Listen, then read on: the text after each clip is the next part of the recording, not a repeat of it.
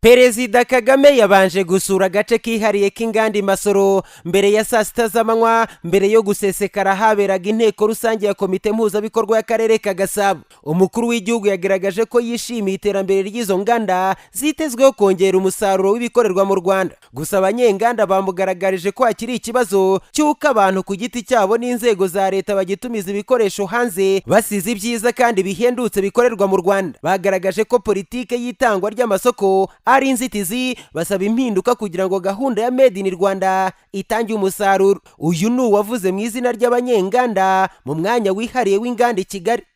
I would like to point out that the Made in Rwanda campaign is very important and welcomed by. Nashakaga kuvuga ko gahunda ya Made in Rwanda ari ingenzi cyane kandi abanyenganda benshi barayishimiye.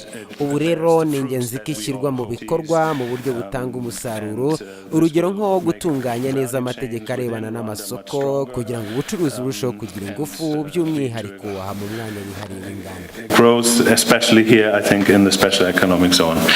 Umukuru w'igihugu yanenze inzego za leta n'abikorera ku giti cyabo bagitumiza ibintu mu mahanga basize ibyiza mu Rwanda. Yasabye ko amategeko ajyanye n'amasoko akiri imbogamizi yavugururwa. Urumva twashyizeho muzi mwese ibintu byiswe Made in Rwanda, murabizi. Hari ibintu nahasanze abantu bashoyemo imari bitagira uko bisa.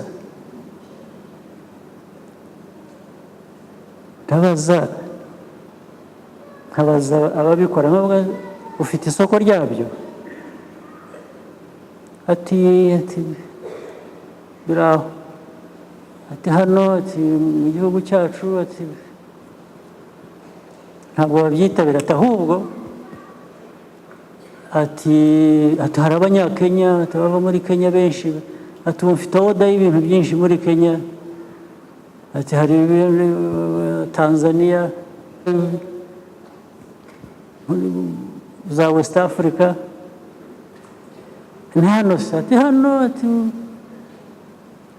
ati ibintu, ati bimwe biragorana, ati bya procurement, ati ibintu bitwa za procurement. So abantu ba procurement ndaza kurwana namwe rwose.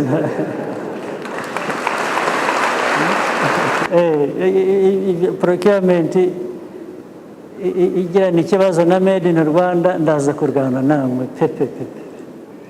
Ntabwo mbyemera, namwe ntimwari mukwiye kuba mubyemera. Ku rundi ruhande ariko ikibazo cy'uko bimwe mu bikorerwa mu Rwanda bihenze cyangwa bimwe birisha ubwiza n'ibituruka mu mahanga cyongeye kugaruka. Uyu ni umwe mu bagize inzego z'ibanze muri Gasabo abigaragariza Perezida Kagame.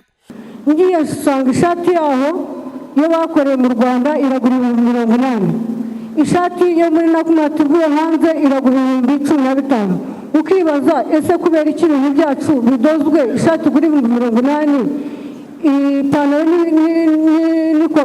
n'ikote yayo bigura 500 n'ukurenga, ukubera iki kandi ibintu bivuye hanze bigahenduka? Gusa umukuru w'igihugu avuga ko abanyarwanda bitabiriye gukoresha ibikorerwa mu Rwanda byatuma igiciro kigabanuka n'ibindi bibazo bigaragara bigakemuka. Igiciro cyiza mvuga rero ni ukuvuga ngo ntibihenda cyane ku buryo abantu batabigana kubigura, ariko iyo uhuje ibyo bintu bitatu, ubwinshi, umubare w'ibintu biri ku isoko ari byiza, n'igiciro, byo uko ari bitatu bigerana isano ku buryo naho bya bindi usanga umwenda umwe Made in Rwanda 40 ni uwo nguwo gusa buriya baba bakoze byinshi byahinduka. U Rwanda ruracyafite imbogamizi y'ikinyuranyo gikomeye hagati y'ibyo rwohereza n'ibyo rutumiza mu mahanga. Ni imbogamizi ikomeye ku bukungu bw'igihugu. Gahunda ya Made in Rwanda n'itangwa nk'igisubizo gihamye kuri iki kibazo. Peter Muyombano, Flash TV.